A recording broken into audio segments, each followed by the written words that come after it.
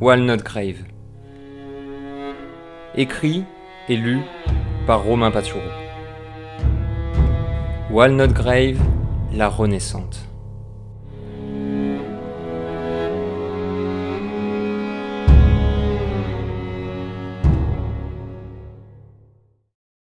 Le grand jour était enfin arrivé. En cette matinée du jeudi 30 janvier 1913, Robin Finger ne cessait de se répéter ces mots. Suite à ce long mois passé à traquer les criminels rescapés de la bataille de décembre, l'impétueux médecin était tout excité en songeant au procès qui allait débuter sous peu. Après avoir revêtu son costume le plus saillant et rasé cette petite barbe qu'il avait négligée ces dernières semaines, Robin mit ses lunettes rondes et se laissa aller à sa rêverie en observant son visage dans le miroir de la salle de bain. Le reflet qui lui était renvoyé n'était plus ce gentil docteur intellectuel du district nord qu'il avait été. Ces derniers mois de lutte en avaient fait un homme plus éloquent. Il songea à son père, ce petit commerçant de Philadelphie qui, du jour au lendemain, s'était lancé dans la conquête de l'Ouest. Après plusieurs semaines d'errance, le marchand était arrivé dans la petite bourgade de Walnut Grave où il avait trouvé une armurerie délaissée qu'il transforma en un point de commerce rentable. Les années filèrent doucement, marquées par l'évolution de la ville qui grandit très vite, même trop vite pour le père Finger. Pendant toute sa jeunesse, Robin avait vu son père sombrer dans la dépression, la nostalgie attaquant son cœur dans une Walnut Grave trop moderne pour lui. Quand son paternel quitta les siens un matin, en silence, dans son lit, Robin était déjà un homme de science diplômé, qui se hâta de transformer la boutique familiale à l'abandon en un cabinet médical à la qualité reconnue de toute la ville. Il passa ainsi la dernière décennie à trimer pour le bien de la communauté, tandis que le syndicat venait réclamer sa commission chaque semaine. Et chaque semaine, il réglait la note sans rouspéter. Rejetant plusieurs années durant sa colère refoulée, Robin laissa la fureur le submerger à la fin de l'année 1912. Avec l'aide du Cavalier Noir, le tueur masqué qui prenait la vie des criminels la nuit, il monta le groupe des Minutemen et assiégea la forteresse du syndicat. En une nuit, il devint le grand sauveur de la ville, celui qui avait fait tomber la pègre pour libérer Walnut Grave de l'oppression. En observant ses traits, Robin se rendit compte à quel point il avait grandi. Tous l'admiraient dans la rue. Seule Pauline, son épouse, ressentait encore de l'inquiétude, un sentiment que le médecin comprenait du fait qu'il avait risqué leur vie à tous les deux pour sauver Walnut Grave. Mais aujourd'hui, tout était différent. Il n'y avait plus de menace omniprésente. Aujourd'hui marquait la dissolution officielle du syndicat. Abandonnant sa réflexion, Robin se hâta d'embrasser Pauline, qui somnolait encore, et quitta sa maison pour rejoindre le tribunal de la ville. À l'extérieur, les rayons du soleil se reflétaient sur la neige, éblouissant dans un premier temps le médecin. Autour de lui, tandis qu'il descendait la grande rue du district, les badauds le saluaient, l'applaudissaient, et certains venaient pour avoir la chance de lui serrer la main. Quand il arriva au tribunal, les citoyens de la ville furent rapidement mis à l'écart par le barrage policier que le commissaire Johnson avait implanté autour du bâtiment. Les hordes de journalistes se ruèrent alors sur le héros, le submergeant de questions, auxquelles Robin ne prit pas la peine de répondre, tant il était obnubilé par les enjeux de cette journée. Saluant d'un geste de la main les officiels sur le perron, le chef des Minutemen pénétra dans l'antre de la justice et sentit son cœur tambouriner tandis qu'il contemplait le spectacle qu'il avait tant espéré. La salle d'audience bourdonnait de monde. Si le public était composé des notables de la ville, des myriades d'avocats encerclaient la pièce, perdus dans des débats futiles au milieu des policiers qui s'affairaient à maintenir le calme dans l'enceinte. Sur le coin gauche, il reconnut ses compagnons de lutte, silencieux et aussi émerveillés que lui par la folie de cette cérémonie. Il se dépêcha de les rejoindre pour les saluer tous les quatre. Jerry Shuster et son uniforme rouge débordant de médailles, Martin Bester avec son traditionnel costume vert et son étincelante étoile de shérif récemment acquise, Charlène Marston et sa tenue de trappeuse toujours aussi boueuse, et Harry Fox, dont la discrétion se reflétait par des habits de ville des plus banals. À droite, faisant face au banc des accusés, les jurés avaient déjà pris place, toisant du regard ceux dont ils décideraient de l'avenir. Robin se rappela la difficulté qu'avait éprouvée la magistrature municipale pour dénicher les rares personnes étrangères au syndicat. Dans une ville où l'innocence avait tant été bafouée, il était en effet miraculeux d'avoir déniché les 12 hommes les moins en colère contre les anciens maîtres du crime. Ils étaient là, les 4 diables, calfeutrés dans leur siège, jetant des regards haineux envers toute l'assistance. Ceux qui quelques mois plus tôt faisaient trembler la ville avaient perdu de leur superbe. La grande nuit avait laissé des séquelles autant mentales que physiques. Joe Siegel, le grand parrain, brutal et menaçant, avait le cou enserré dans une minerve, son crâne chauve dissimulé par un lourd bandage. Gil Broom, l'ancien shérif, avait le bras gauche immobilisé par un plâtre qui s'étendait jusqu'à son épaule. John Carmine, autrefois chef de la police du district Nord, était bloqué dans son fauteuil roulant, ses 2 jambes étendues sous une montagne de pansements. Seul William Stone, l'aristocrate de Louisiane, affichait une mine sereine, malgré un air grave et des sourcils froncés. Les 4 criminels fusillaient de leurs yeux noirs le vieux juge Neville Gardner, qui avait fait le déplacement depuis Charleston pour mener la séance.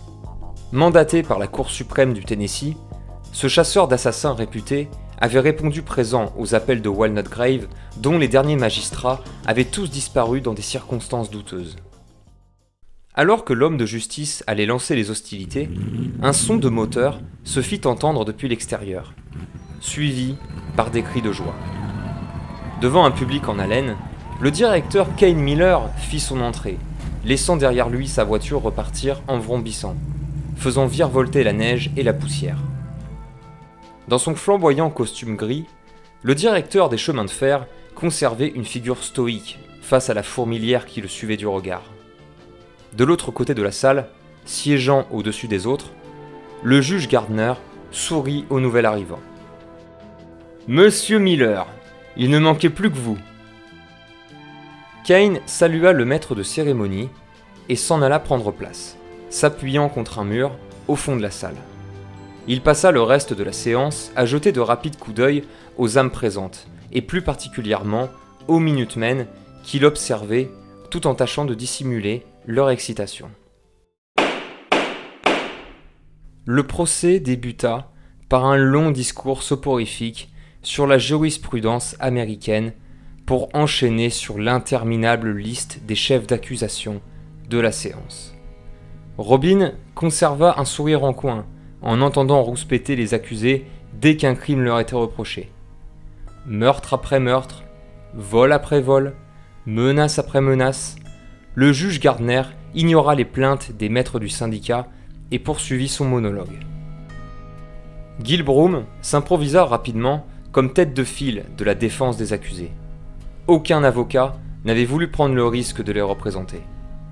Quand son tour vint de convaincre le jury, il se lança dans une tirade désespérée. Il semblait vouloir hypnotiser l'audience en faisant les 100 pas devant l'estrade des magistrats. Mesdames et messieurs, monsieur le juge, messieurs les jurés, il n'y a qu'un seul mot qui me vient en tête, progrès. Après toutes les souffrances que cette ville a endurées, après la guerre contre les Français, puis la révolte contre la couronne britannique, après les famines, les guerres indiennes, la sécession et les maladies, qui à l'époque aurait pu imaginer le destin si fabuleux que Walnut Grave allait connaître? Ce n'était qu'un petit avant-poste de trappeurs quand la colonisation a repris. Puis lentement, un village de passage s'est formé pour devenir une cité prospère et surtout moderne. Alors, posez-vous cette question. À quoi l'avenir aurait-il ressemblé sans le syndicat des travailleurs? Dans son esprit, Robin riait comme un dément. Il était vrai qu'à l'origine, la pègre de Walnut Grave s'était formée autour d'une petite corporation dont la sainte mission était le développement des emplois en ville. Mais plus les années s'étaient écoulées, et plus ce syndicat des travailleurs s'était embourbé dans des dessins bien plus sombres. La petite redevance dont devaient s'acquitter les habitants pour avoir le droit de travailler s'était rapidement transformée en impôt sur le droit de vivre. Les lourdes commissions récoltées permirent à la bande de Joe Sigel de déployer une milice redoutable qui traquait tous ceux qui n'étaient pas affiliés à leurs idéaux. Mais en cette belle matinée hivernale, aucune aide ne viendrait sauver les accusés. Gil Broom reprit, faisant de grands gestes avec son seul bras valide. Nous avons apporté la richesse à cette ville. Sans nous, ce patelin se serait fait dévorer par les métropoles de l'Est et par la dictature bancaire qui les mène à la baguette. Si le plein emploi a régné pendant ces 20 dernières années, c'est bien grâce à nous. Et maintenant que la seule association qui aurait pu vous défendre des menaces extérieures a été si brusquement dissoute, vers qui allez-vous vous tourner? Vers des étrangers encapuchonnés et des policiers en manque de violence? Vers les rêveries d'un médecin qui n'y connaît rien à la gestion d'une économie? Tout en poursuivant son discours, Gil Broom tendit le bras vers Robin Finger et ses camarades, pointant du doigt chacun d'entre eux pendant qu'il décochait une critique cinglante qui faisait trembler l'auditoire. Est-ce là l'avenir radieux de Walnut Grave? Un pauvre gosse de quartier? Un flic ambitieux et manipulateur? Un tueur d'enfants? Et une mégère qui a causé le chaos dans le Montana? Ces dernières déclarations causèrent un remue-ménage dans le tribunal, forçant le vieux juge à intervenir. Neville Gardner se mit à crier, laissant résonner dans la salle les tambourinages de son marteau. « Il suffit, Monsieur Broom, vos accusations n'ont rien à voir avec les affaires qui nous concernent. » Au contraire, ça a tout à voir. Notre ville a toujours souffert de la superstition des masses qui la croyaient habitée par un mauvais esprit, une malédiction qui au fil des décennies s'est exprimée par la mort et la désolation. Seul le syndicat des travailleurs a pu mettre un terme au mauvais sort. Si Walnut Grave, la maudite, est devenue la renaissante, c'est uniquement parce que nous étions là pour la protéger. Et maintenant, quand je vois ces vagabonds que vous appelez les sauveurs de la ville, je me dis que nous avons manqué de vigilance, car tôt ou tard, vos anges gardiens révéleront leur vraie nature. Et c'est avec un couteau sous la gorge que vous vous réveillerez un beau matin. Fatigué des menaces de Broom, Jerry répliqua. « Ce couteau, c'est vous qui le teniez !» Trépignant sur son fauteuil roulant, John Carmine intervint à son tour. « Et maintenant, ce couteau, c'est vous qui allez vous en servir. » Agacé, Martin Bester contre-attaqua. « Nous sommes les garants de la justice, pas des assassins. Si on avait voulu, on vous aurait tous liquidés en décembre. Mais on a préféré y aller par la voie diplomatique. On vous a sommé de vous rendre, vous avez refusé. Acceptez les conséquences maintenant. » Les garants de la justice, vous n'aviez aucun mandat, aucune preuve, aucune raison officielle de faire ce que vous avez fait. Et arrêtez votre numéro de bon samaritain. C'est pas ça qui vous a empêché de tuer ce pauvre Jack. Une nouvelle fois, des exclamations de stupeur se firent entendre dans la salle. Au fur et à mesure que les murmures s'échangeaient, tous les regards se tournèrent vers Robin, qui garda la tête froide devant les accusations de Carmine. Il croisa le lourd regard du directeur Kane Miller, qui lui fit un léger hochement de tête, l'invitant à exprimer ses remords. Sentant les battements de son cœur s'accélérer, Robin tourna la tête vers le juge Gardner, qui lui aussi semblait intéressé de l'écouter. « Monsieur Finger, en tant que meneur de ce groupe, vous avez quelque chose à nous dire, n'est-ce pas ?» Lentement, Robin se fraya un chemin pour arriver au milieu de la scène, cerné de tous côtés par les magistrats, les accusés, le jury et le public. Il ravala discrètement sa salive en les toisant, tous suspendus à ses lèvres. Eh bien, oui. En effet, nous avons dû abattre ce malheureux Jack, ou Black Jack, comme vous le surnommiez. C'était votre bras droit, monsieur Sigel, et croyez bien que je suis désolé de la tournure qu'ont pris les événements cette nuit-là. Nous, les Minutemen, avons conclu un pacte avec des règles strictes. La première étant l'interdiction formelle de tuer, si ce n'est en cas de légitime défense. Quand je suis rentré dans le bureau de l'étage, au cœur de votre tour infernale, Black Jack était là, pâle comme un cadavre, me tenant en joue avec un pistolet. Par un mauvais réflexe de ma part, je l'avoue, j'ai dégainé et ouvert le feu en premier. C'était moi ou lui. C'est qu'un ramassis de bobards. Ce pauvre Jack était mourant. Il avait une maladie vicelarde qui le dévorait de l'intérieur. C'est à peine s'il avait la force de soulever une pierre. Alors cette histoire selon laquelle il se serait barricadé dans un bureau et aurait attendu avec un flingue chargé, ce sont des conneries. Monsieur Broom, votre langage. Vous êtes dans un tribunal, pas au tripot d'en face. Désolé, votre honneur. Mais y a-t-il eu des témoins de cette scène ? Robin vit tous les regards une nouvelle fois se tourner vers lui, trépignant d'écouter le fin mot de son récit. Le cavalier noir était présent. Avant de reprendre, Broom ricana, rapidement accompagné par Carmine et Stone. C'est parfait, mais oui, quel fantastique alibi. Monsieur le tueur de la nuit a été le seul témoin, mais bien sûr. Quel dommage qu'il ne soit pas là aujourd'hui pour corroborer vos dires, monsieur Finger. Ou alors, peut-être est-il présent dans cet auditoire ? Peut-être qu'il nous observe en ce moment, pour se préparer à venir nous égorger une fois le soleil couché. Aussi rapidement qu'il le put, Robin jeta un bref coup d'œil en direction de l'auditoire, observant quelques visages avant de tomber sur celui de Ken Miller, qui demeurait le plus calme. Rassuré de voir le directeur aussi serein, le médecin reprit la parole. Soyons bien clairs, ce justicier... Cet assassin ! Gil Broom marqua une pause, le temps de reprendre son souffle. Les yeux rouges de colère, l'ancien policier se tourna vers le jury. Ce cavalier solitaire, tout de noir vêtu, qui passe ses soirées à chasser les criminels comme du gibier. C'est cela votre source de motivation ? Un pauvre lâche qui se dissimule derrière un masque, trop peureux pour oser opérer en plein jour. Un monstre qui a passé les derniers mois à éliminer de sang-froid toutes les petites frappes qu'il croisait, sans même chercher à les livrer à la justice. Peut-être notre ami le commissaire Johnson est-il tellement vieux qu'il préfère laisser un meurtrier laver les rues à sa place. Broom avait fait volte-face pour se tourner vers le chef de la police. Derrière sa longue moustache grisâtre, Johnson bouillonnait de rage. L'heure du cavalier noir viendra. Mais malheureusement pour vous, ce jour attendra encore un peu. Car aujourd'hui, c'est vous qui passez à la casserole. Gil repartit s'asseoir en maugréant auprès de ses compères criminels, et Robin s'en retourna vers les siens, évitant de croiser les regards crédules de l'auditoire.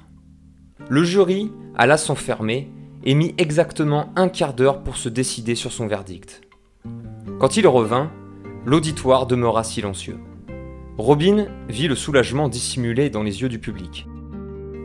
Un par un, les anciens maîtres de la ville furent appelés à la barre pour entendre leur sentence. Chacun des 4 diables laissa transparaître un regard noir pendant que le juge Gardner les condamnait à l'enfermement à perpétuité dans le pénitencier de McKean. Quand la longue audience fut levée, tout Walnut Grave sembla hurler à l'unisson son bonheur, autant au sein du tribunal qu'à l'extérieur. Au milieu des cris, les Minutemen durent batailler pour s'extirper de la salle et rejoindre les officiels qui s'étaient laissés prendre à l'euphorie générale régnant désormais dans les rues. Robin était des plus comblés. Il vit Harry Fox se faire enlacer par le vieux commissaire Johnson. Jerry Shuster échangeait des baisers avec des jeunes filles pétillantes. Kane Miller présentait Charlene Marston à d'autres hommes d'affaires de la ville. Mais Robin demeura seul, savourant chaque exclamation qui venait frapper ses tympans. Tout en fermant les yeux, il laissa le soleil chaleureux réconforter son visage. Tout était fini. Il était le sauveur de la ville. En rouvrant les paupières, il remarqua les couples qui s'embrassaient. En voyant tous ses amants, il songea à Pauline, qu'il avait délaissée. Il l'imaginait encore en train de dormir, sereine, tandis que lui avait dû affronter le feu de la guerre pour peindre ce tableau rempli d'espoir qu'il pouvait enfin contempler. Alors que l'exultation continuait sa cacophonie, Robin entendit des huées plus discrètes, des sons de colère. Derrière lui, les condamnés sortirent à leur tour du tribunal. Leurs têtes hautes jetaient des regards sévères à la foule. Cerné par une dizaine de marshals envoyés directement de Nashville pour l'occasion, le groupe progressa lentement, sous les sifflets et les colibés, jusqu'au sombre camion carcéral qui les attendait au bas des escaliers. Robin vit le shérif Martin Bester se tenir devant la portière de la voiture. Son visage était sombre, son regard empli de colère. Le médecin se dirigea vers son camarade et se posa à ses côtés. Hé, ça va aller? Ça dépend. Si tu me demandes si ça va aller de jouer les portiers pour ces zouaves, alors oui. Si tu me demandes ça parce que l'autre vipère de Broom a laissé entendre que je vais suivre ses pas, alors là aussi je répondrai que oui. J'ai l'habitude de m'en prendre plein la gueule. J'ai passé 10 ans dans ce commissariat foireux à me faire humilier. Alors c'est pas 3 mots en l'air qui vont m'atteindre. Les deux hommes eurent à peine le temps d'échanger quelques mots que déjà les 4 diables les avaient rejoints. Et tout aussi vite arrivèrent les autres Minutemen qui avaient vu la scène de loin. Bester ne put s'empêcher de laisser échapper un petit souffle de soulagement quand il sentit la présence de ses compagnons autour de lui. Gil Broom fut le premier à monter. Avant d'enjamber la marche du camion, il afficha un rictus satisfait en pointant de ses yeux noirs son étoile de shérif qui brillait sur le torse de Martin. Fais gaffe. L'or, c'est joli, mais ça brûle vite. L'immense Joe Siegel le suivit, gardant sa bouche close et ne daignant jeter un regard envers ceux qui l'avaient brutalisé et fait enfermer. Avec difficulté, il se hissa seul dans le camion. Sa minerve compliquait ses mouvements, lui donnant des allures de pantin maladroit. William Stone fut le troisième à rejoindre le véhicule. Lui aussi affichait un sourire dérangeant. Avant de monter, il se tourna vers Charlène. « Eh, une question pour vous, Miss Marston. Au lit aussi, vous gardez vos bottes ?» Habituée à ce genre de colibé, la trappeuse haussa les épaules. Là où tu vas, t'auras amplement le temps de méditer sur ça. Malgré le calme dans la voix de sa camarade, Robin avait remarqué la main de Charlène qui se cramponnait nerveusement à la crosse de son revolver. En dernier vint le très réduit John Carmine, qui eut besoin de 3 hommes en armes pour le soulever jusque dans le camion. Alors qu'il l'empoignait, l'ancien policier émit un grognement et fit signe à Harry Fox d'approcher. Assez mal à l'aise, le Benjamin des Minutemen obéit, tout en se tenant prêt à donner des coups si le besoin s'en faisait sentir. Robin ressentit la tension se répandre dans les esprits de tous ses compagnons. Le médecin se préparait déjà à bondir quand Harry se baissa pour atteindre la hauteur de Carmine. Ce dernier leva alors le poing et jeta une poignée de piécettes au visage du malheureux inspecteur qui sursauta en arrière dans un petit gémissement de peur. Si j'ai bien compté, il y en a 30. Voilà tout ce que t'as mérité, sale mouchard. Alors que les policiers prenaient le relais pour transporter Carmine, Charlène empoigna Harry encore perturbé et l'éloigna du camion. Gardant une voix basse, elle tenta de le réconforter. Cependant, les yeux rouges et humides que le jeune inspecteur tâchait de dissimuler n'échappèrent pas à Robin. Dans un ricanement pervers, John Carmine rejoignit ses camarades et disparut dans l'ombre quand Martin Bester claqua la portière de la sordide voiture. Il fit signe au conducteur qui démarra sa machine et fila lentement en direction du nord. Le camion cracha une épaisse fumée noire, derrière laquelle il disparut peu à peu, de même que les quelques cavaliers armés qui l'escortaient. Silencieux, les Minutemen restants observèrent les 4 diables s'éloigner et s'évanouir dans la ténébreuse forêt qui marquait les limites de la ville. Alors que les clameurs s'intensifiaient derrière lui, Robin se mit à oublier les tumultes qu'il avait eu à traverser. Il repensait à Pauline, qu'il allait bientôt retrouver. Il réfléchissait aux mots rassurants qu'il pourrait lui murmurer maintenant que sa carrière de justicier nocturne était révolue.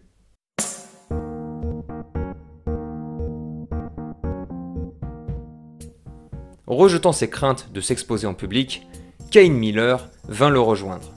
Son traditionnel air grave, désormais remplacé par une mine apaisée. Et maintenant, c'est quoi la suite de l'histoire? Robin se tourna vers son ami, tout en s'assurant que personne autour ne pourrait l'entendre. Je n'en ai aucune idée, mais pour commencer, nous allons changer ton pansement. Si Joe Siegel n'a rien remarqué, moi j'ai bien vu tes grimaces en coin pendant toute la matinée. Tu as de la chance que seule ton épaule ait reçu une de ces balles.